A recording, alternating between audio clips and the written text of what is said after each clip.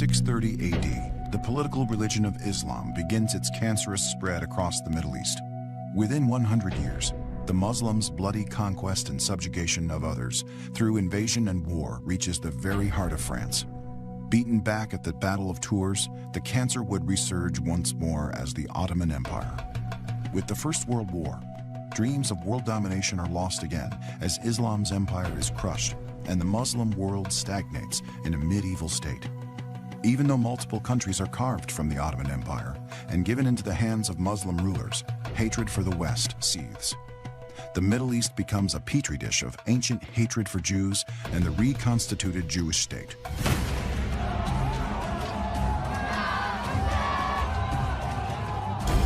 In the late 1960s, the Soviet Union finds an ally and thus begins an exploitation that reverberates to this day in one of the greatest campaigns of disinformation, an insidious formula to undermine and destroy Western civilization, a strategy still at work today.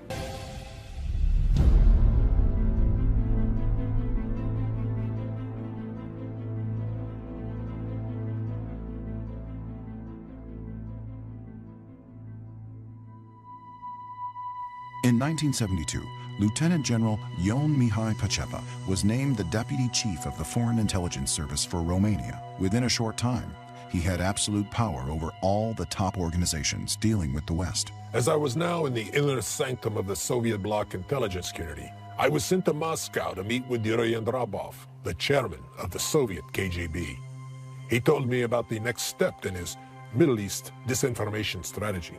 Yuri Andropov had begun his unprecedented 15 years as KGB chairman just a few months before the 1967 Six-Day War. Israel soundly defeated the Soviet Union's most important allies in the Arab world, Egypt and Syria. In those days, both were in effect being run by Soviet advisors. As the new KGB chairman, Andropov decided to repair the Kremlin's prestige by humiliating Israel. His master plan was to revive anti-Semitism, to regenerate international terrorism against the United States and Israel. Hundreds of undercover agents infiltrated the Islamic target countries, and by 1978, the Soviet bloc intelligence community had sent some 4,000 such agents. The KGB planted the seed by distributing an Arabic translation of the Protocols of the Elders of Zion, along with documentary material proving that the United States was a Zionist country whose aim was to start a new crusade on the Islamic world. Thousands of copies were disseminated throughout the Middle East. This was certainly one of the greatest disinformation campaigns of modern times. Kids in many Middle Eastern countries, Arab countries, read the protocols. The textbooks have references to the protocols as if this is the real, reliable documents. America is the great Satan, and Israel is the little Satan. That's what every leftist believes, and that's what every Islamist believes. And that would be what the KGB believed. So, get the Jews. The terrorist war came into action at the end of 1968, when the KGB transformed airplane hijacking into an instrument of terror. Before 1969 came to an end, Palestinian terrorists, trained by the KGB, had hijacked their first El Al plane and landed it in Algeria. The hijacking had been planned and coordinated by the KGB, but to conceal his hand, Andropov had the Popular Front for the Liberation of Palestine, a KGB front group, take credit for the hijacking. During the next 2 years, various KGB-trained Palestinian terrorists took credit for hijacking 13 Israeli and Western planes. All these hijackings were masterminded by the KGB. The Soviet Union was very involved with Arab nationalists, basically from, the World War II period on, if not before. In the latter part of its lifespan, the Soviet Union began developing and I think very aggressively engaged in supporting people who weren't so much Arab nationalists as they were Islamists or jihadists, but in some degree were the sort of follow-on, the successors to the Arab nationalists. They trained terrorists. They helped them become much more formidable in terms of threat.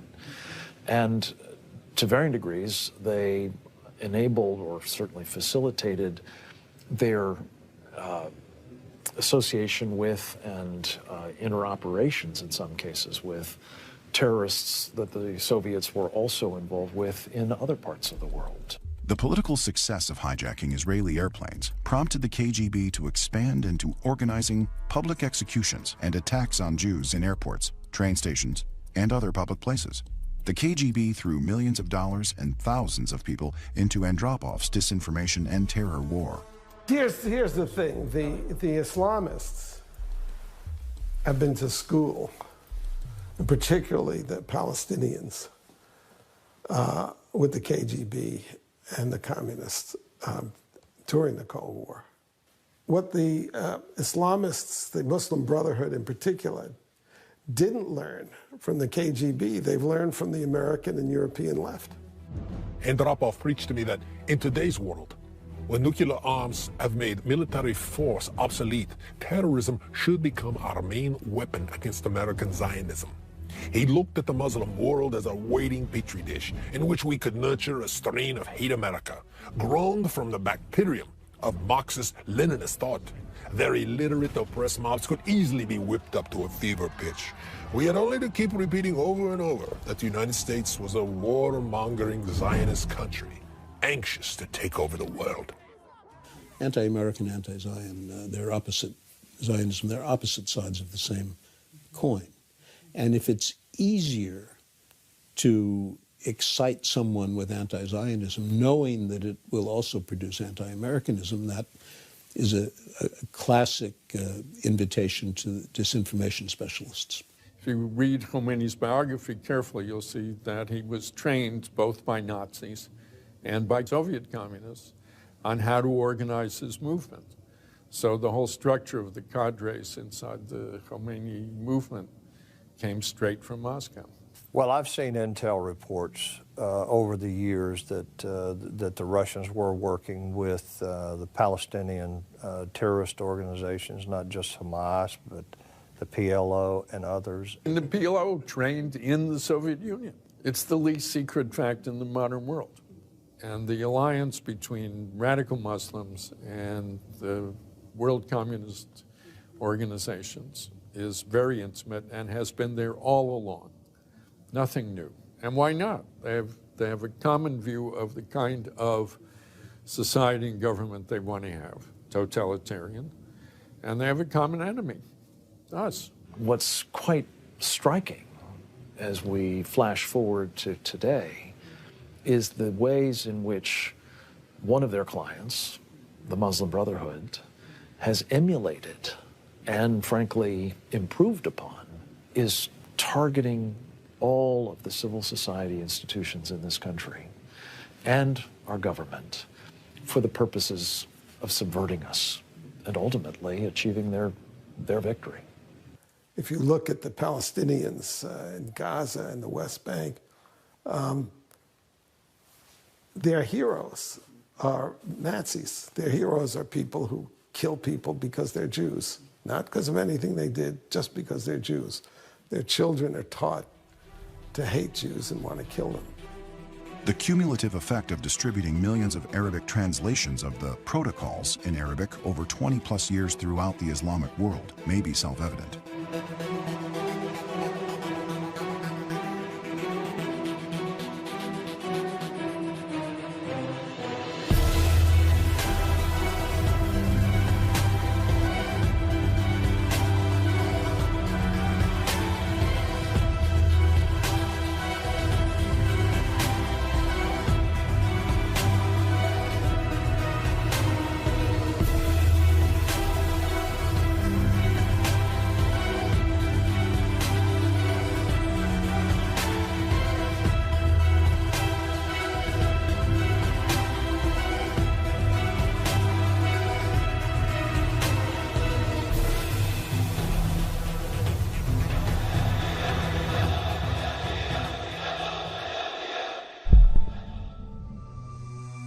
July 22nd, 1978, a date I will never forget.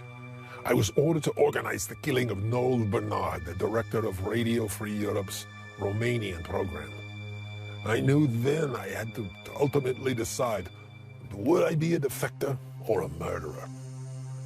Disinformation means lying, and lying is the first step towards stealing and killing.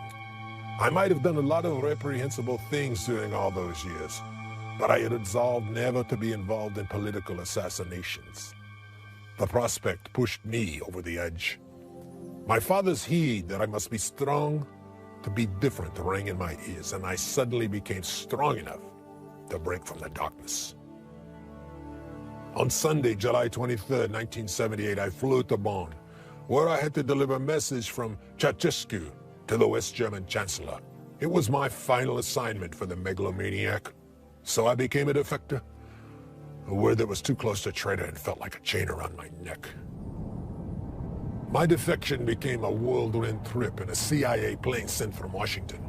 It was past midnight when I secretly flew out of Germany. Throughout all those years of torment in Romania, I had been certain that I would not die under communism, no matter how high I might have been shoved up the communist ladder. At Andrews Air Force Base, I was greeted as a free man. The joy of finally becoming part of this land of liberty, where nothing was impossible. Well, that was surpassed only by the joy of simply being alive. Alone in my room that night, I fell to my knees and prayed out loud for the first time in more than 25 years. It took me a while. It was hard for me to find the right words to express my great joy and thanks to the good Lord. Forgiveness for my past life, strength for my new life. That's all I asked for. General Ion Mihai Pacepa defected in July, and that changed everything. He's the senior defector from the Cold War, two-star general, advisor to President Dictator for Life Nicolae Ceausescu. I was involved in debriefing the general for years. When a person defects, you ask what they know, what knowledgeability they have, microwave transmissions, scientific, technical, whatever. And he said, in 5 years, I'll begin to forget things you haven't yet asked me. And he was right. So he knew it all. The first time I heard the name of Ion Mihai Pacepa was in 1978, listening to Radio Free Europe. It was in the summer of 1978, and they announced that the head of the Romanian Foreign Intelligence, advisor to President Nicolae Ceausescu, General Ion Mihai Pacepa, defected to the West. I called a friend of mine, and I said, let's get together. I said, have you ever heard of this Pacepa fellow and so on? So I said, oh, nobody talks about him. He was a very, very big shot. General Pacepa had, as we know, a crisis of conscience, a change of heart, and he eventually came away from the dark side and came to the U.S. and helped the CIA to figure out the communist world. Listen, I have to say that Pacepa is one of a handful of people in my life who has given me a fundamentally different and accurate understanding of the way the world works. He's illuminated the history of the modern world to me. Before he defected to the U.S., he never had contact, my understanding, with U.S. intelligence, not with me, not with the CIA. When he decided to jump, it was everything or nothing. That's important. Before he defected, he had a trip that he arranged to all the Eastern European intelligence chiefs, just to talk about how you're doing, what kind of things you have. He would tell what he had, they would tell, Hungarian, the Czech, the Polish. So when he came out, he was that much more valuable because he knew those countries' information as well. I mean, that's a big deal. So how far in advance did he plan it? Well, like, oh, this, I just thought of it overnight. No, that's a months in advance trip. I have publicly supported the idea that what General Pacepa did in 1978 was a service to the Romanian people. He didn't betray Romania or the Romanian nation. He betrayed a despicable terrorist dictatorship. And I think that in so doing, he helped the survival of the idea of honor in the history of Romania. Soon after Pacepa's defection, Ceausescu imposed 2 death sentences and decreed a bounty of $2 million for Pacepa's death. Terrorist leaders Arafat and Gaddafi set $1 more million reward each. The first major attempt to kill me in the U.S. was codenamed Operation 363, and it used Carlos the Jackal as the would-be assassin. Thanks to the CIA, Carlos was unable to find me. Although Pacepa had been granted asylum, much of the information he gave the Carter administration was dismissed. The disinformation campaign that he'd helped launch to create a westernized image of Ceausescu had worked. Jimmy Carter had determined that he could end the Cold War by welcoming Ceausescu as a new type of communist, a democratic communist. The State Department and administration helping Romania to maintain its most favored nation trade status did not want to hear or believe what I disclosed. In my eagerness to blurt out what I knew about the inner workings of the Soviet bloc's disinformation machinery, I immediately reported that Ceausescu's glorious image in Washington had been handcrafted by the KGB. That was not good news for President Carter, who had just 3 months earlier had publicly hailed Ceausescu as a great national and international leader. Thus, Carter alleged that my defection had been concocted by the KGB to destroy his excellent relations with Ceausescu. Ceausescu was unaware of Carter's distrust and dismantled much of the Warsaw Pact's spy service in the West. It was not until the election of Ronald Reagan that Pacepa was able to impart his valuable information to the West. I came here right before Reagan. I remember being interviewed at the beginning. People said, oh, you're from the former Soviet Union, you were a dissident, what do you think? Who's going to win? And I said, that's obvious to me, Ronald Reagan. And this is before it became clear that he has a good chance. They said, really? Why? I said, finally, we have a president who gets it, who understands what the real evil is. The Soviet Union is not joking. They work 24/7 to destroy the world, to take over the world. They're not joking, they mean it. I meant it. Millions of people are willing to die to destroy America. With God's help, we can and will resolve the problems which now confront us. And after all, why shouldn't we believe that? We are Americans. God bless you and thank you. Thank you very much. So is that every time you wrote an LHM that came from Pacepa, it was going right to Reagan. So the headquarters and the West Wing of the White House, through his national security advisor, and to the president.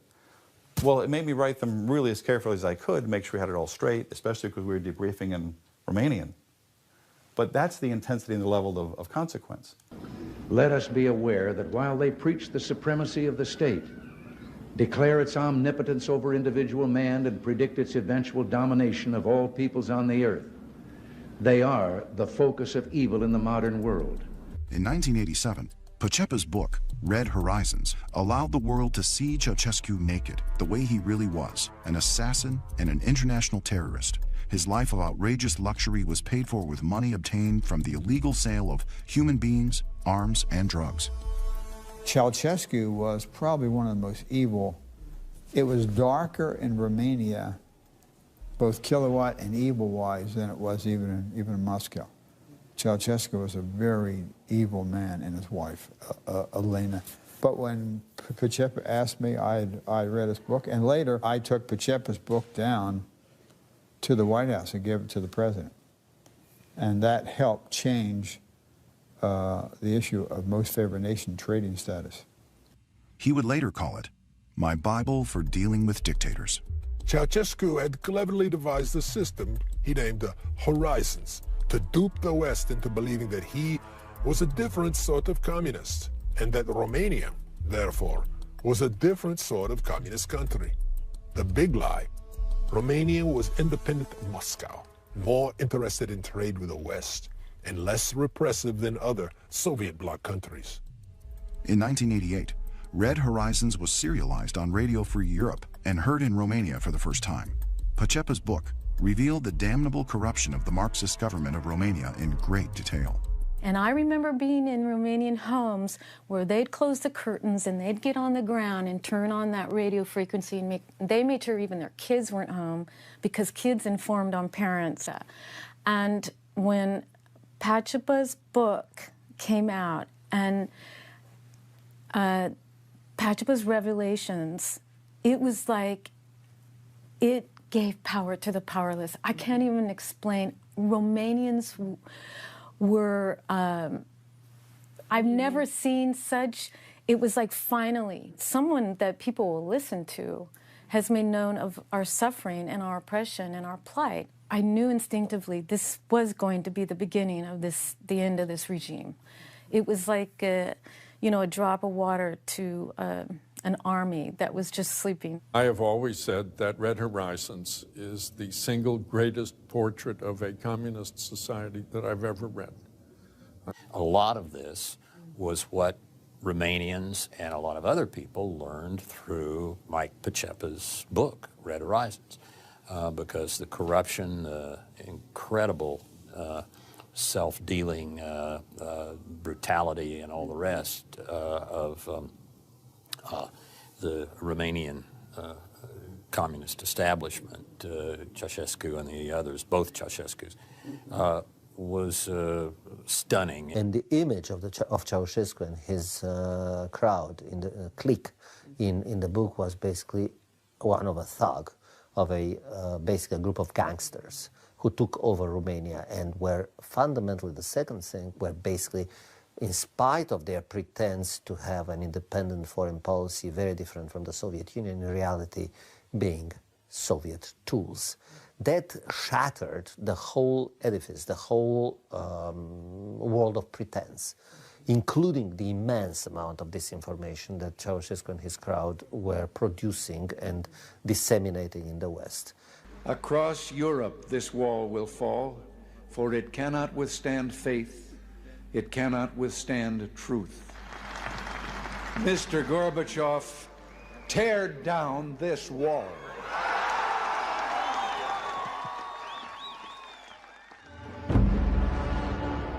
On November 9th, 1989, as I sat in front of my television watching the Berlin Wall being torn down, and my eyes welled up with tears, I was incredibly proud to be a citizen of the United States. The whole world was expressing its gratitude to this great country for its 45 years of successfully winning the Cold War against the Soviet Empire.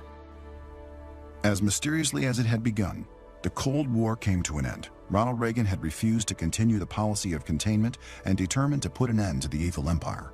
The fall of the Berlin Wall set in turn a series of events that led to the implosion of the USSR. But had the nightmare of communism really ended? The horrible irony about it is that these are the gulags that were still they were created and are still functioning from 1937. I mean, it's just imagine Auschwitz is slightly refurbished and modernized, is still being used for European prisoners. And we don't think in those terms, but we should. It's the same tradition, it's the same formula. I witnessed how Hitler's Third Reich had been demolished, its war criminals put on trial, its military and police forces disbanded, and the Nazis removed from public office. None of these things has happened in the former Soviet Union. No individual has been put on trial.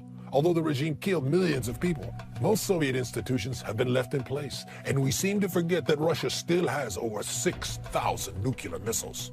When the Cold War ended, there were actually Russians that said to us, don't believe that we're going away.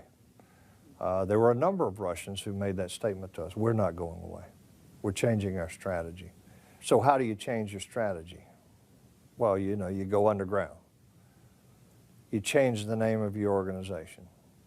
You change the name of the KGB.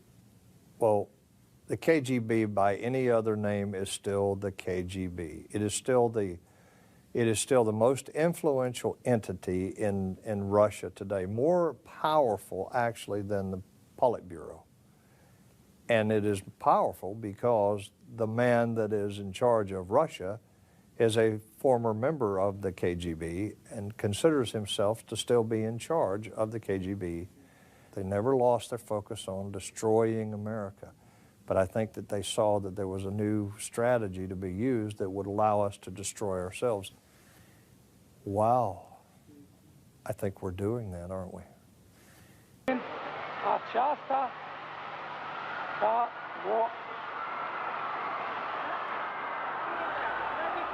In December 1989, anti-government demonstrations began throughout Romania, and a revolt spread across the country. On December 25th, Ceausescu and his wife were executed by firing squad, bringing to an end one of the last communist regimes in Europe.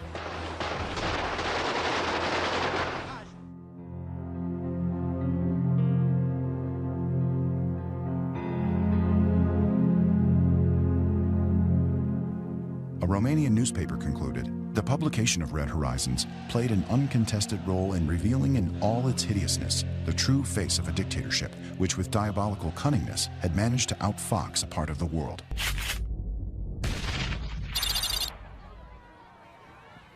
After the implosion of the USSR, most top U.S. political leaders considered the Soviet Union and its KGB to be ancient history. My last election, yeah. After my election, I have more flexibility. Yeah, I understand. I transmit this information to Vladimir and understand it. Soviet intelligence, in terms of its people, in terms of its apparatuses, in terms of its modus operandi, I think is very much alive and well today, and by some accounts operating, for example, in this country at a level that actually exceeds that of the Cold War. Many in America have bought into another Kremlin disinformation. The Cold War may be over, but unlike other wars, the defeated enemy didn't lay down its weapons.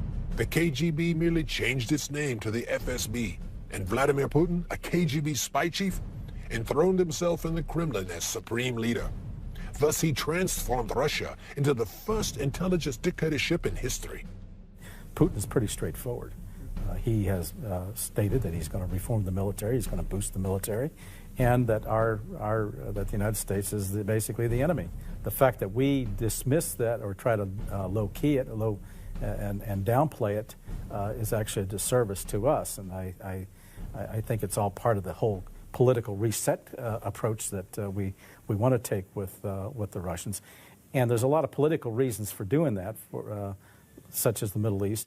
In August 1999, only days after Putin's appointment, the KGB's framing machinery went back to work. When Putin was in Germany, they like to say that he was like Peter the Great. He saw Europe, he saw the rest of the world. He was in East Germany, doing a scam in East Germany. He didn't see the rest of the world. He didn't see London and the U.S. and places you need to see to become worldwide and understand it. They're very, very contained in that. But my view is it hasn't changed. But the concept of disinformation, I'll give an example or so that it's much bigger than what we would think. Not just because General Pachepa has said how many hundreds, thousands of people are involved. More people than are in the FBI, for instance, are involved in every aspect with this information over there. I think the instinctive reaction from Putin is to oppose whatever it is that the Western democracies are supporting.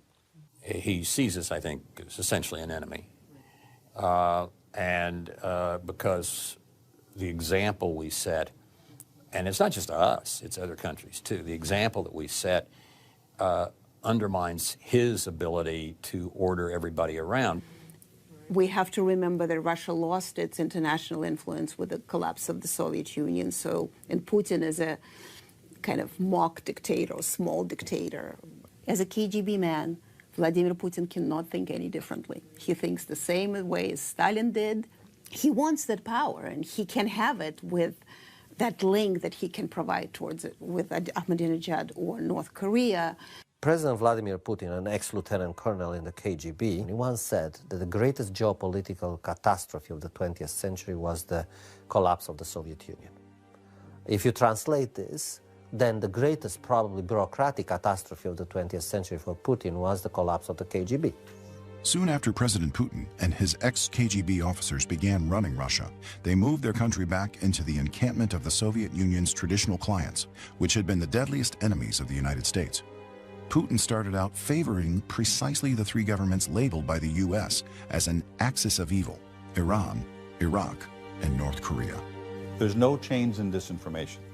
With what they had as the KGB, now the FSB, don't think that because the wall came down and because Gorbachev is gone and maybe working in San Francisco in some sort of a think tank, don't think that that has changed. For all practical purposes, the FSB behaves and undertakes the same types of efforts. 20 years later, after the USSR collapsed, we're back, and with a vengeance, because KGB is now at the helm of power. So the Soviet Union is now run pretty much single-handedly by a son of the KGB, a man who has never been anything but a creature of the KGB. They can change the name, but it remains a very powerful force in Russia today. which is deeply regrettable, mostly for the people of Russia. Their opportunity for real democracy has been significantly eroded, and I think unless something intervenes, it's a matter of time before it's gone completely.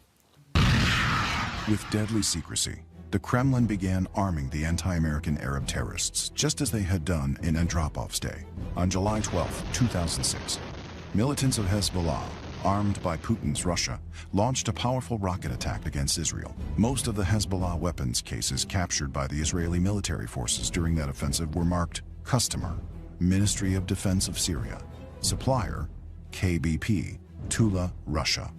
Hezbollah has also been recently armed with the Russian-designed Far-5 rockets, Zelzal-1 rockets, Scud missiles, as well as Russian anti-tank missiles.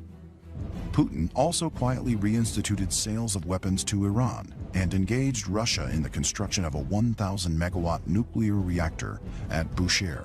The uranium conversion facility is capable of producing fissile material for nuclear weapons. Hundreds of Russian technicians also started helping the government of Iran to develop the Shahab missile system, which can carry a nuclear or germ warhead to anywhere in the Middle East and Europe. The big dog in the Persian Gulf region right now, because they are developing a nuclear weapon, is Iran. So if they could establish that kind of influence, and the Iranians would essentially dominate the Persian Gulf region, the Russians corner the market on gas and oil. Russia sees helping Iran and working with Iran, and it did with Syria as well, as a very good way to undermine American influence in the Middle East. Clearly, Iran is one of Mr. Putin's greatest allies. They're a great trading partner with him. Has built their nuclear power plants and probably has supplied them with a lot of other technology. We have to look realistically at the potential of a nuclear-armed Iran as being a huge threat, not only to America, but to global stability. Iran's current president, Mahmoud Ahmadinejad, had already announced that nothing could stop his country from building nuclear weapons, and he stated that Israel was a disgraceful stain on the Islamic world that would be eliminated. During World War II, thousands of Americans died to eradicate Nazism and its anti-Semitic terrorism. Now we're facing Islamofascism and nuclear anti-Semitic terrorism. In 2006, a former KGB officer, Alexander Litvinenko, defected to Great Britain and revealed some earth-shattering secrets to the British Foreign Intelligence Service. One of those secrets which became public was that the current leader of Al-Qaeda was trained in 1997 by the KGB in Dagestan. Evidence has also begun to reveal that the Kremlin was involved in igniting and then stealing the 2011 Islamic revolutions called the Arab Spring. In Egypt, the most pro-American Islamic country, anti-government demonstrations started on January 25, 2011. Some of the young people there who were allegedly demanding democracy could be seen burning the flag of the very country that symbolizes democracy for most of the world. So everything is really unpredictable today in the Middle East. Muslim Brotherhood in Cairo. You can see quite a lot of disinformation going on about them in the American press, that they're not as bad as we thought they were, etc. It's ridiculous. And I can't think of a bigger danger for the Middle East than the rise of the Muslim Brotherhood. These are people who hate us and want Sharia law to be applied everywhere. And what they've done in the 2 or 3 towns that they've occupied in Mali is cut hands off to punish people. Russia's intelligence dictatorship is a brand new political phenomenon, and America needs a brand new foreign policy to deal with it. Otherwise, we're looking at an all-new Cold War, one that threatens to be not only cold, but also bloody. The Russians, notwithstanding the end of the Cold War, still are heavily targeting military technology. The problem today is that the intelligence community is not looking at that in that direction any longer. It's really behind most of the problems that we've confronted in this so-called post-Cold War world. I believe Congress should re-examine President Truman's top-secret policy paper, NSC 68-1950. It shaped U.S. foreign policy in the Cold War for 20 years, and it did not blame movies or books for terrorist attacks against the U.S. NSC 68/1950 stated, The issues that face us are momentous, involving the destruction not only of this republic, but of civilization itself. The policy focused on creating a world centered on American liberal capitalist values, and it contained a two-pronged political strategy. One, a superior military power, and two, a campaign of truth, defined as a struggle, above all else, for the minds of men. Truman argued that the propaganda used by the forces of communism could be overcome only by the plain, simple, unvarnished truth. The missiles that destroyed communism were launched from Radio Free Europe, and this was Washington's most important investment during the Cold War. I don't know whether Americans realize this now, over 2 decades after the fall of the Soviet Empire, but on the other side, we understood it perfectly well.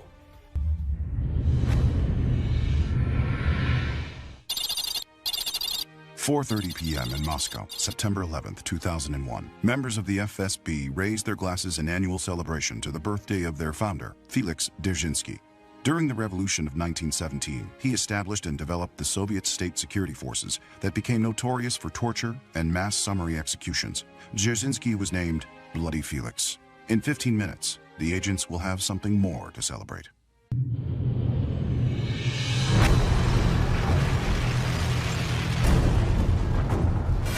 These extremists say there can be no compromise or dialogue with those they call infidels.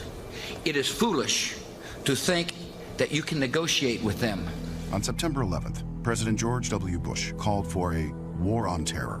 It was a war, he said, that was rooted in ideology, an ideology that followed in the path of fascism, communism, and totalitarianism. The weapon of choice for that horrific act of terrorism that has changed the face of our world? A hijacked airplane, a concept invented by the KGB. This is Yuri Andropov's legacy, the father of a new disinformation era, the father of the age of terrorism. Andropov's anti-American and anti-Jewish terrorism has grown into a kind of a nefarious science, threatening the whole civilized world. In the Islamic world, thousands of people danced in the streets for days to celebrate the glorious victory over the American evil. In America, for the first time since the early years of the Vietnam War, the country was united. Democrats and Republicans came together to stop terrorists and terrorist regimes in Iraq and Afghanistan. But when the presidential election rolled around in 2004, many Democrats developed amnesia. In the next century, the community of nations may see more and more of the very kind of threat Iraq poses now, a rogue state with weapons of mass destruction. People have forgotten that for 7.5 years, we found weapons of mass destruction. Since the inspectors left, intelligence reports show that Saddam Hussein has worked to rebuild his chemical and biological weapons stock. Saddam Hussein certainly has chemical and biological weapons. There's no question about that. Even though I approved of Afghanistan and opposed Iraq, John Kerry said that the Iraq war was the wrong war at the wrong time in the wrong place when he was running for president. What kind of message did that send to a 19-year-old in Fallujah facing terrorists when a man who's within a hair of being president says you shouldn't be there? I'm John Kerry, and I'm reporting for duty. During the 2004 Democratic National Convention, one after the other, the convention participants denigrated America's armed forces by portraying their commander-in-chief as a renegade, a liar, a deceiver, and a fraud. The U.S. had over 140,000 soldiers engaged in a grueling war who needed support from all sides. But all they got from that Democratic convention was insults and hatred. The object of war is to break an enemy's will and destroy his capacity to fight. A nation divided in wartime is a nation that invites its own defeat.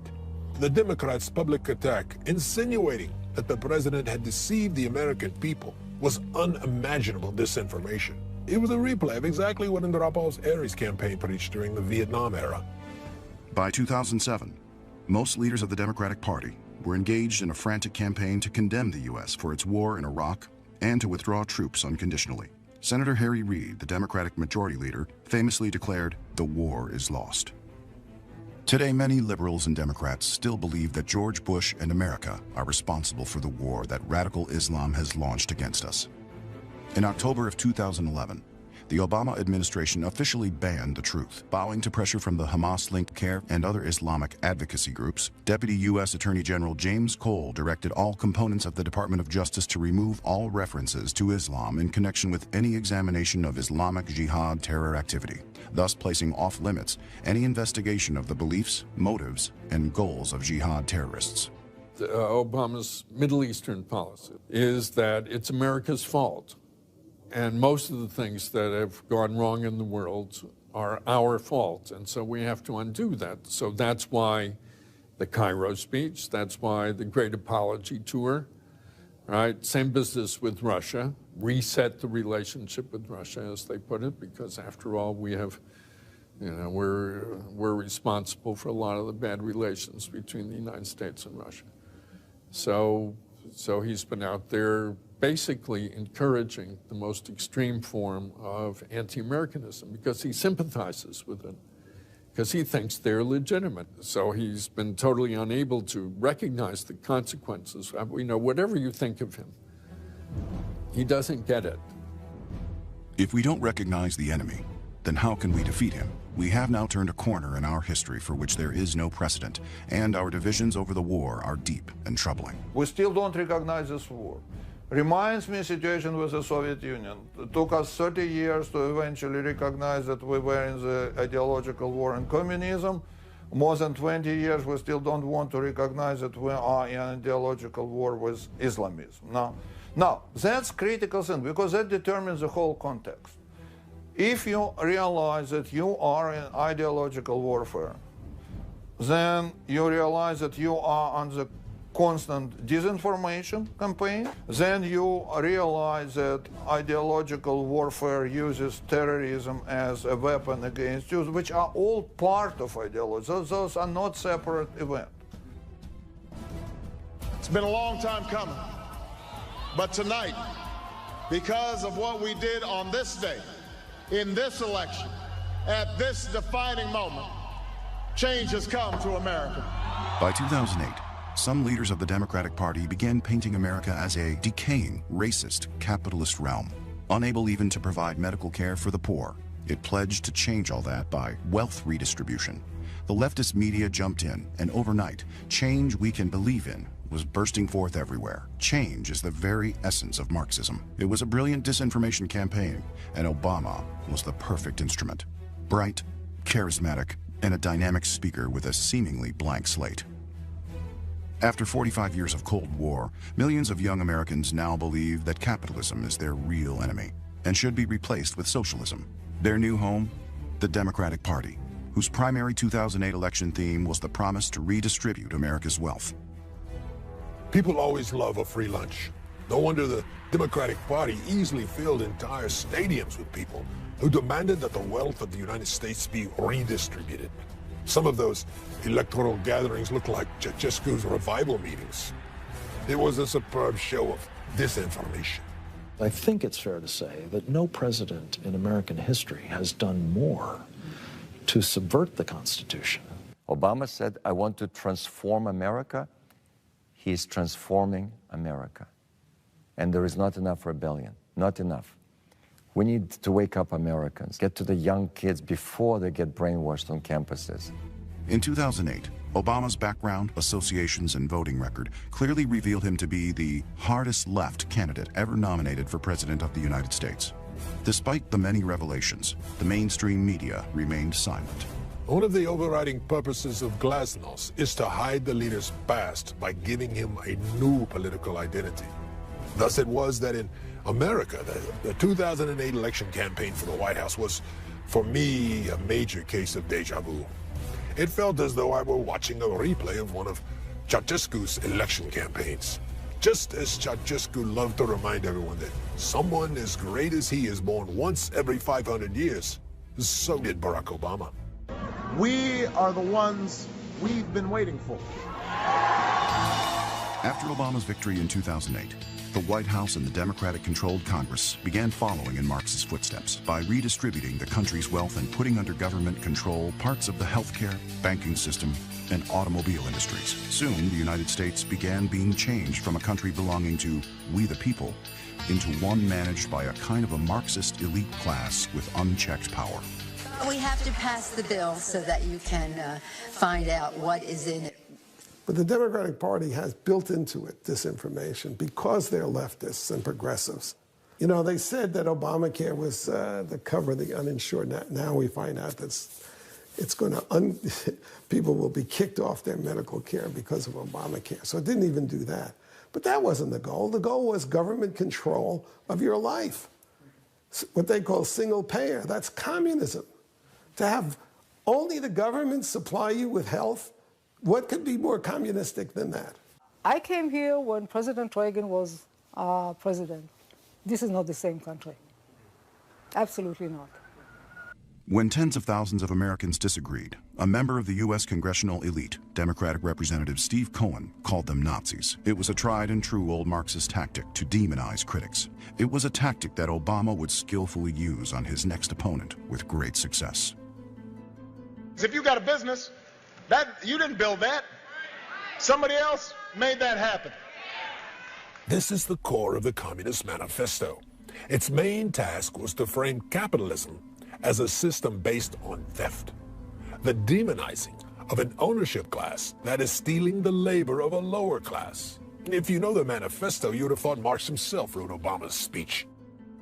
Communism didn't die with the Cold War. It's alive and well. In fact, it's in the White House. Obama was brought up and spent his life in the same left that I left.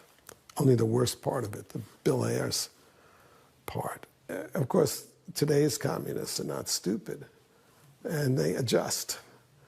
But communism that is alive and well and very, very strong because it represents that longing that people have, that life should be meaningful, that the world should be just and ordered. Change in the direction of greater fairness was still the Democratic Party's theme for the 2012 election, with the main target, American capitalism. In a 2008 Rasmussen poll, only 53% of Americans preferred capitalism to socialism, with another 27% unsure and 20% strongly opting for socialism. Saul Alinsky, who is the Karl Marx of the Obama left, his whole book is about lying. It's about the ends justify the means. Our ends are so noble because we're going to save the world. In war, any means is justified. And he says it in so many words. Half of the country is just getting something, but just philosophically, we forgot who we are. America used to stand for something. What do we stand for now? I fought against communism in the Soviet Union. I survived. I was exiled to the best and freest country in the world, you know, and if after that I start to see in this country the same thing which happened in the Soviet Union, yeah, I don't feel good, and I try to speak out against it because I know what it means, and with my experience I recognize any of such things immediately. The 2012 election ended an American tradition. Capitalism lost the election for the first time in the history of the United States. The Democratic Party's disinformation machinery was able to distort Romney's capitalist past to such a degree that he was always on the defensive, always portrayed as a greedy capitalist predator. It's a technique of pushing passion buttons in the human spirit to get people to feel angry, jealous, vindictive against people who succeed. But only certain kinds of people who succeed, people on the right who succeed, because people on the left who succeed never get demonized, right? I mean, nobody demonizes Barbra Streisand, right? Here's a woman who sang some songs. She's one of the richest people in America. What has she done for us recently? Nothing. And how come she deserves all that money? Well, Libya is a very important example. I've interviewed, in my lifetime, I interviewed Gaddafi 6 times. In 1993, off the record, he said, "Do you know Jim Woolsey, the head of the CIA?" I said, "Yes, I've known him a long time, since long before he became director of the CIA." He said, "Well, you have to tell him something very important from me." I said, "What's that, Colonel?" He said, "The Islamists are the biggest danger to you and to me.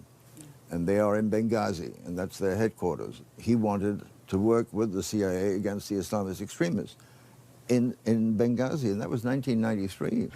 On September 11, 2012, the American diplomatic mission at Benghazi in Libya was attacked. 4 people were killed, including U.S. Ambassador J. Christopher Stevens. Over the next 14 days, the Obama administration conducted a blatant disinformation campaign. When you have the United Nations ambassador 5 days after an event, going on the news service and spreading information that is clearly false, there could be no question that everybody knew that what she was saying, to include most of the American public, was false. That is a misinformation campaign, and she is using a disinformation methodology to spread that. Benghazi is misinformation, disinformation, and no information, all wrapped up. What troubles me about Benghazi is not that we were wrong in understanding the origin of the attack, at least for a little while, but that the people who knew better dissembled about it. And I think it's obvious they did so for political reasons. We were close to an election. They did not want to acknowledge that the death of al-Qaeda may have been prematurely announced. It would have been embarrassing. And so they skated over the facts, even as the facts became available. People demonstrating, protesting some video do not show up in front of an American building carrying RPGs. Right? They're not crazy demonstrators who are all upset about some lunatic in California making a movie they don't like. The purpose was to ensure that the administration was reelected and that their chances of being reelected were not hurt because they had spread another disinformation that the administration has defeated al-Qaeda, that they're all but non-existent. Only to find that not only has it not gone away, but it is very powerful and we're still their target. And I think we need to know the truth. I think for the American people not to have that information would be wrong. And so we're going to continue to push it. Whether or not we'll be successful will depend on you and if the American people call their congressmen. The ultimate expression of this disinformation by the Obama administration was the statement made before the UN General Assembly by the President of the United States, fully 2 weeks after the September 11th attack, in which he again referred to the video, and then he made this statement. The future must not belong to those who slander the Prophet of Islam. Now that's a sentence you could have heard Osama bin Laden, Mohammed Morsi, Ayman Zawahiri, any of these guys say as a justification for their jihadism against us. And it's not just disinformation on the part of the President of the United States. And I'm afraid the Obama administration is prepared to sacrifice our First Amendment rights. Disinformation has become the bubonic plague of our modern world. Water makes a hole in the stone not by force, but by constant dripping. That is how disinformation works. Drop by drop by drop. It takes time. Virtually all of America's major institutions today are way to the left of the public. Now think about this. The American public for a long time have polled at 40% self-identify as conservative, 35% self-identify as moderate, and 20 or 21% as liberal. That 40% plus 35% conservative moderate is the center-right majority of America. And yet our institutions, our schools, and especially our colleges, which are absurdly to the left, Hollywood, the entertainment and news media, the foundations and philanthropies, even many of our churches are way over on the left. How did that happen? Antonio Gramsci was this influential Italian communist who made up the phrase, the long march through the institutions. He said that we're going to have to take several generations to subvert, infiltrate, and change all of these institutions. We have a president right now whose watchword was, transformation. We're going to fundamentally transform America. Today, a major source of disinformation is spread through conspiracy theories. Many governments in the Mideast take these theories as fact, much like the protocols of Zion are. The most incendiary still circulating revolve around 9/11, with such fabrications that the CIA or Mossad were behind the attacks, and that no Jews died in the Twin Towers that day. People like conspiracy theories. It's kind of a substitute for God. That is, it puts order into the world. There's not random chaos and catastrophe. Everything is ordered because there's a conspiracy behind it. So people are prone, they feel comfortable with conspiracy theories. Over my 27 years in the Soviet bloc intelligence community, I was privy to many Cold War disinformation operations that eventually lost steam, but they were never entirely compromised because of that kernel of truth. So many still haunt the world like ghosts that never die. It seems that Americans have relaxed too much now, and they believe what they want to believe on the basis of whether or not it's convenient. Americans want to be amused. Now think about it. Muse is to think. Amuse is without thinking. So they'd rather sit in front of the TV and watch a reality show and then take a 30-second soundbite, which could be from the media, it could be a news flash, or it could be a political ad. That political ad, for example, might say, well, the Republicans are for the wealthy and the Democrats are for the common man. And they form their opinion on that 30-second soundbite, and then go back to being amused. Because they make no effort to try and discern the truth. They make no effort to go beyond what is in their comfort zone. So they will believe the lies of the media, and the media does. The media is part of the disinformation campaign. You know, one of the really interesting things, talking about disinformation, is the extent to which we have now permitted not simply programming that would have been, frankly, unimaginable, I think, during the Cold War, in terms of its sympathy for the Russians and its willingness to portray the United States in a very unflattering light. But we have Russia Today, we have Chinese Xinhua, we have Al Jazeera, and other instruments of enemy propaganda, or certainly the information warfare apparatuses of countries that are unfriendly to the United States, and I think wish us ill, now having access to millions of Americans' homes. And that's a vehicle for disinformation and, for that matter, as I say, political warfare on an epic scale. The lies have been allowed to become history, to become truth. But what is truth? What is history? Without understanding the outrageous and uniquely Soviet tactic of disinformation, our worldview can become distorted. There is no defensive strategy in ideological war. There is no defense. You have always be offensive, you have attack. You believe in your own ideas, right?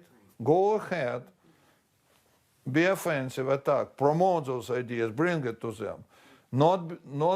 Never be apologetic. Never try to excuse and explain why you have those things. That's absolutely critical, because just you start to do it, people start to have doubts whether you are really right or whether you really yourself believe in those own ideas.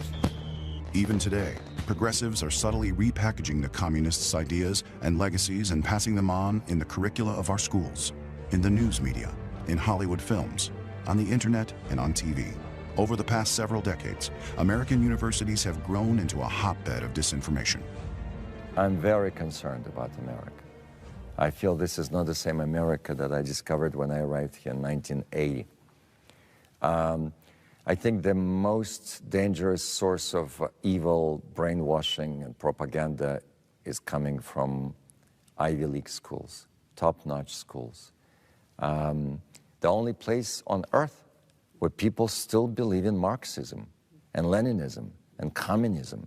The only bulwark against disinformation is knowledge. And that's why the educational system is so important, and that's why the current American crisis really is based on the failure of our educational system and the takeover of the educational system by a single ideology. What I cannot stand and what really terrifies me about the country nowadays is that it's so monolithic. And, you know, people start saying, well, look at Obama. Where did Obama get all these crazy ideas from? I keep saying to them, look, Obama is, you can find 1,000 Obamas in chat rooms online or in dormitories, anywhere in our top universities. Just go in, guys sitting around drinking beer and talking. They'll talk just like him because he believes what they believe. They think the same way he thinks. All these slogans based on nothing. Promoting Marxist ideas and approaches with no mention of the bloody legacy of these doctrines is the rule rather than the exception. College campuses are teeming with anti-America, anti-Jew, and anti-white rhetoric. A professor's job is not to tell students what to think. It is to help them to think critically and for themselves. Yet thousands of professors go to work every day with the intention of indoctrinating their students in their political prejudices. These supposed teachers have even included unrepentant terrorists Bill Ayers, Kathy Bodan, and Bernadine Dorn of the Weather Underground. Resistance by every means necessary is happening and will continue to happen within the United States as well as around the world, and I remain committed to the struggle ahead. Secular universities in America, they are radically leftist, not liberal. Liberal is, my dad was a liberal, okay. We're talking radical leftist, communist, socialist, Marxist, statist. They are learning things in colleges today that have nothing to do with the foundational principles of America and what made America and made those universities even possible. There's a professor now, I forgot in what school in the United States, who said it's absolutely false that Stalin and the Stalinist regime, not Stalin personally, killed millions of people. What do you do with such a person? And who teaches? And who basically, this is basically a discourse of implicit hatred by denying, basically by killing these people the second time. This is historical pornography. Following the Boston Marathon bombing, Princeton University professor Richard Falk stated that the U.S. should not be surprised. After all, it supports Israel. Falk quoted a line from poet W.H. Auden. "Those to whom evil is done do evil in return." He went on to suggest that there will be more such attacks, especially if there is no disposition to rethink U.S. relations to others in the world, starting with the Middle East. Such teachers are now no longer confined to university campuses and college courses. In March of 2013, parents in Tennessee discovered their high school students were being taught disinformation from a human geography textbook. Among the many leftist statements and historical inaccuracies was a highly anti-Semitic question dealing with terrorism. The textbook states, "Distinguishing terrorism from other acts of political violence can be difficult. For example, if a Palestinian suicide bomber kills several dozen Israeli teenagers in a Jerusalem restaurant, is that terrorism or wartime retaliation against Israeli government policies and army actions?" In the recent case of the Boston Marathon massacre, carried out by two Caucasian Muslim brothers, one an American citizen, the question is asked, what could be the motivation? Looking at the liberal elite intellectual thought that infects the Boston community and schools might be a good place to start. The younger brother of the pair graduated from the celebrated Boston High School, Cambridge Ringe and Latin School, where he was daily taught anti-American disinformation. His history teacher, Larry Aronson, is a disciple of the raving, America-hating, revisionist historian Howard Zinn. He is taught from the Marxist anti-American history book by Zinn, A People's History of the United States, since 1981. If you don't know Zinn's contempt for America, here's a sample of his work. Around 1776, certain important people in the English colonies made a discovery that would prove enormously useful for the next 200 years. They found that by creating a nation, a legal entity called the United States, they could take over land, profits, and political power from the favorites of the British Empire. Zinn was a liberal elite darling who claimed his eyes were open to the racist, imperialist horror that is America by writer I.F. Stone. Stone was a prominent writer in his day, who later was confirmed to be a paid KGB agent when the Iron Curtain fell and certain Soviet documents became public. It is more than coincidental that his articles expressed the position of the Soviet Union on so many issues. Today, the mainstream press is increasingly revealed to be little more than a government propaganda ministry. The big media in today's America are becoming barely more respected and believable than were their Soviet counterparts a generation ago. Some trace it to the 60s cultural revolution, when the radical left literally spilled out into America's streets, while university campuses gave rise to a host of radical new liberation movements. Undeniably, the misnamed mainstream media have been the primary force behind many leftist agendas for at least a generation. The mainstream media is largely a provider of disinformation. The news media in America today, I think, can fairly be described as a full-time disinformation machine. You got to remember there are two parts to disinformation. One is the message, it's a lie. It's meant to advance a certain agenda.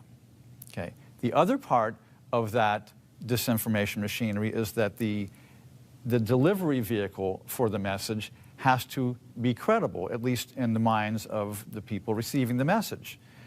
The news media have long been credible to the public mind. Even people that say, yeah, they're kind of liberal, still, people think that if something really bad is happening, the media will tell them about it. And that, unfortunately, has not been the case. There is hope. Not the Obama kind, but the real kind. A widespread media revolution is in progress, as millions are gravitating to the new media. Today, you have a very robust talk radio world. You have the internet. I work for WND, which is a big online news organization. Basically, it is a new world where people can go to a news source where they feel comfortable that the basic worldview of the people behind that news source is compatible with theirs. In the 20th century, film and cinema have become the most powerful tools of information and disinformation. Goebbels in Nazi Germany and Stalin in Russia used the power of film to spread propaganda within their countries and worldwide. Few filmmakers today come under the hand of government control. Unfortunately, though, many filmmakers have bought into the lie of Marxism and socialism and delved deeply into the art of disinformation. Hollywood is a fascinating case of disinformation because it's disinformation being promulgated by the uninformed. It's people whose minds have already been brainwashed, essentially, then spewing out what they were told by the media to spew out. But the power of Hollywood, because it has a lot of talented people to promulgate disinformation advertently and inadvertently, is stupendous. In fact, it's probably more powerful than the liberal politicians, because that disinformation is going out to young people whose minds are not critical and and the ground has been prepared in the schools, and the schools are actually taking a liberal pablum movie and showing it to the schools, and the kids think it's real. And probably the most famous and best at the craft of deceptive cinema is Oliver Stone. Over the last 2 decades, he has produced a string of films that repeatedly demonstrate his Marxist worldview and spew anti-American disinformation. He could have easily worked for the KGB back in the day. In his Untold History of the United States, America is portrayed as an evil force in the events of the last 75 years. The pseudo-documentary film series evokes overt sympathy for the Germans and the Japanese during World War II, as well as for Stalin himself. It's just total nonsense, and it portrays, again, Comrade Stalin as this poor, misunderstood person. And if we'd only been nicer to Comrade Stalin, things would have worked out so much better. I mean, the Cold War is our fault, according to that. what he's done for Showtime is much more dangerous, because that presents it as a documentary of World War II and says that the U.S. was unfair to Stalin at Yalta and things like that. And first of all, the average viewer has never heard of Yalta. They vaguely heard of Stalin as kind of a Russian bad guy. They don't know anything about any of this stuff. So effectively, they've been propagandized. They've been recipients of disinformation. I was sitting down with a woman who's a prominent figure in the Hispanic American community, and she was telling me that she was learning all kinds of things about this country that she hadn't known as a result of Oliver Stone and his research. Historian Ronald Radish calls the untold history Cold War revisionism, and sees similarities to communist author Karl Marjani's book, We Can Be Friends, The Origins of the Cold War. Over and over, Stone uses the same quotations, the same arrangements of material, and the same arguments as Marjani, a Soviet agent in 1952. Rather than being shouted down as many did at the release of Stone's JFK, the untold history has been widely embraced by the left-wing academic establishment and by the progressive culture in general. There have been no outcries over the libels committed on the memories of Truman, Kennedy, or America. This clearly demonstrates how the Soviet disinformation machine has won the culture war in the U.S. Robert Redford is another filmmaker known for his leftist-leaning anti-America disinformation. His recent movie, The Company You Keep, is thinly disguised as an ode to the 60s as the model of activism and terrorism for every future generation to emulate. The 1960s have become to the left what 1776 once was to the old America. Each protest, down to Occupy Wall Street, is looked upon as a rebirth of the spirit of the 60s. The movie paints its main characters, former Weather Underground-type radicals, in a flattering light, even though they confuse murder with idealism and youthful anger with principles. All the people I knew when I was young wanted America to lose the Cold War. And they did it for what some people call idealistic reasons, but I don't see it that way. That tends to excuse what they did. They were blinded because they believed in a future in which socialism, communism, which there would be social justice. That's the term today for delusional people on the left. The American left has a long history of treating radical killers like heroes. We see this today as communist murderers such as Stalin, Mao, and Che are lifted to mythical status. Time magazine writes, "The company you keep is streaked with melancholy, a disappointment that the Second American Revolution never came. Of course, the melancholy mourning is not for those murdered, but that the violence fizzled out without accomplishing anything."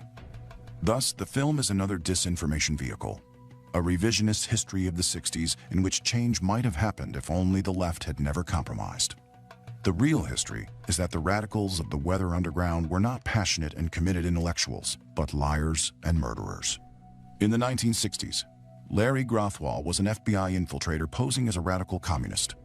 When he testified before a federal grand jury in the U.S. Senate, he exposed the real Weather Underground, their bomb-making exploits, their murderous bank robbery, and the unrepentant nature of key underground figures Bill Ayers and Bernadine Dorn.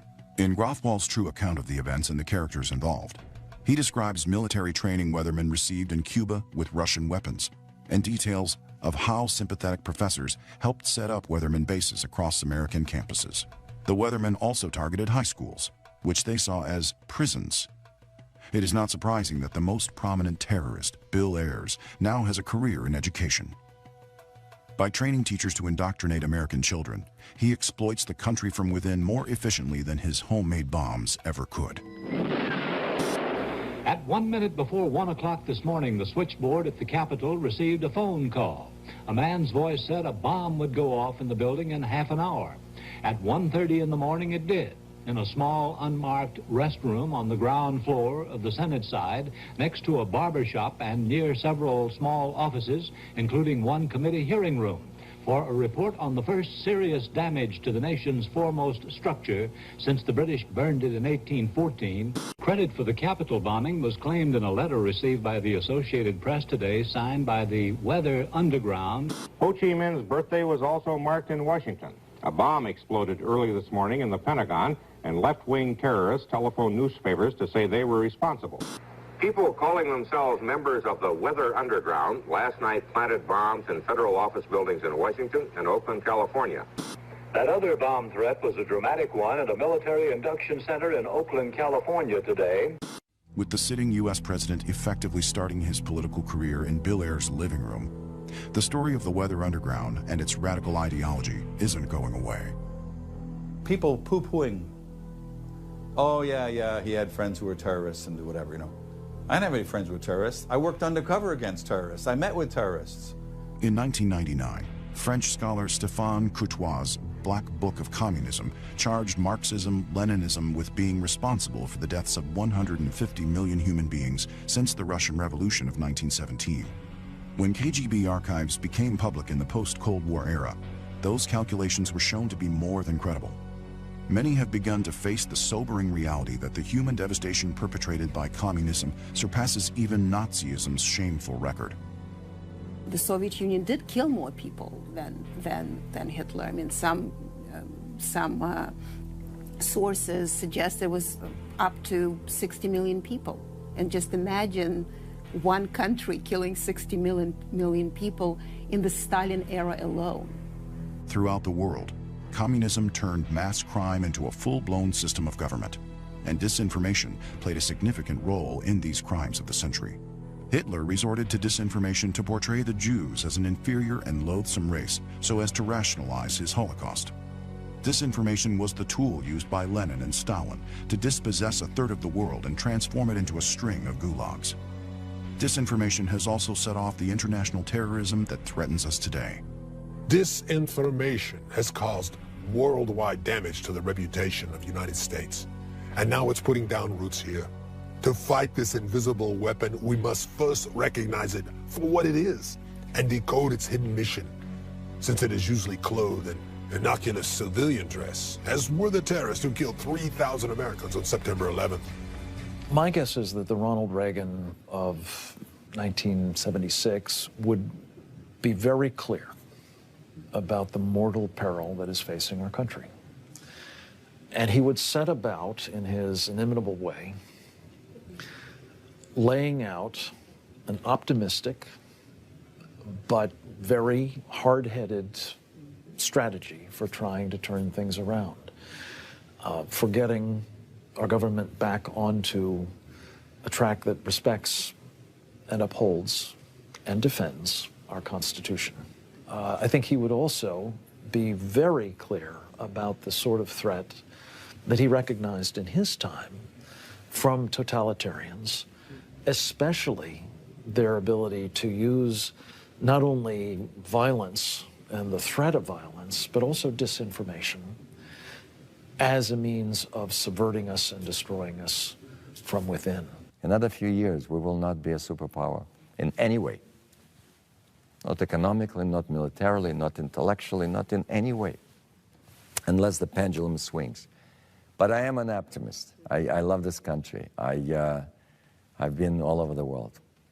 I do believe the American spirit. I do believe that Americans, you can push them up to a point, but sooner or later they will say, stop it. Enough. Because when you have on one hand intensive, well-organized propaganda, you know, who repeats and repeats the same thing, and you are sitting passively instead of developing your own propaganda, and I say propaganda can be a very good word, is the things which you try to explain are good things. So propaganda of freedom and democracy is good. Let's put it this way, because it's pretty simple. The late Andrew Breitbart, who was a good friend of mine, said one thing: politics is downstream of culture. And he was 100% correct. By the time you get to the age of voting, your mind has already been filled up with right and wrong and this and that, so many other things that you're not seeing straight.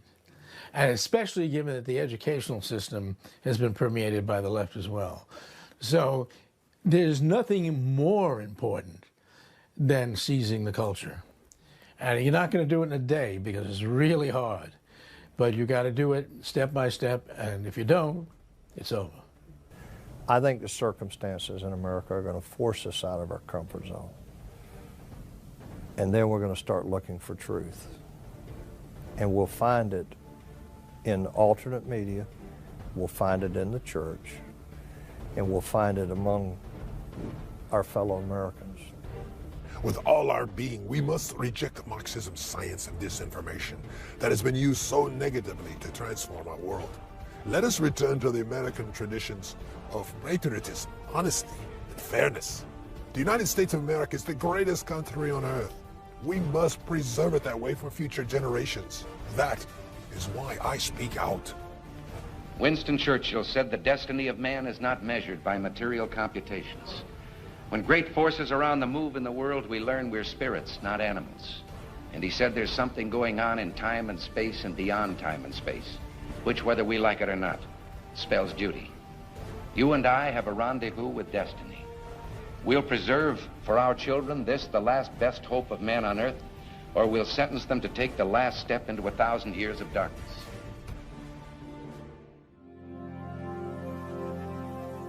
It has been many years since I escaped from that evil society known as the Soviet Empire and came to the United States, the land of my youthful dreams. Even today, it is still difficult for me to find adequate words to express my gratitude to the U.S. government for granting me political asylum.